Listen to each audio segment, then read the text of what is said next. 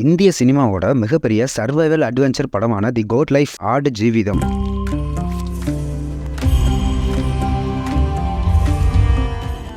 உங்கள் பக்கத்தில் இருக்கிற சினிமா தியேட்டர்ஸில் 28 மார்ச் 2024 அன்னைக்கு இந்தி, மலையாளம், தமிழ், தெலுங்கு மற்றும் கன்னடம் ஆகிய 5 லாங்குவேஜஸில் ரிலீஸ் ஆகுது. கல்கி, தேவரா மற்றும் இந்தியன் 2 ஆகிய பேன் இண்டியா திரைப்படங்கள் அடுத்தடுத்த லைனப்பில் இருந்தாலும் பேன் இண்டியா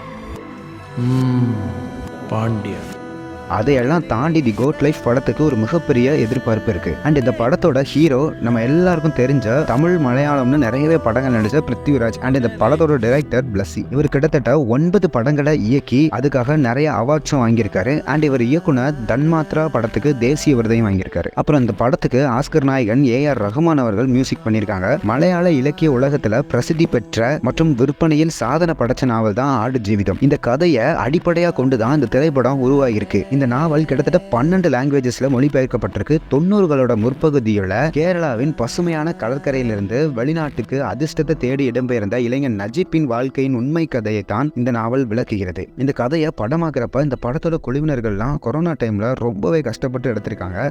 இந்த படத்தோட உண்மை தன்மை மாறக்கூடாதுன்றதுக்காகவே இந்த படத்தோட படப்பிடிப்பு எல்லாமே முழுக்க பாலைவனங்கள்லயே எடுத்திருக்காங்க. தியேட்டர்ஸ்ல நம்ம எல்லாரும் இந்த படத்தை பார்க்குறப்போ இது ஒரு நல்ல சினிமா அனுபவத்தை தரும் அப்படின்றதுல எந்த ஒரு டவுட்டுமே இல்லை.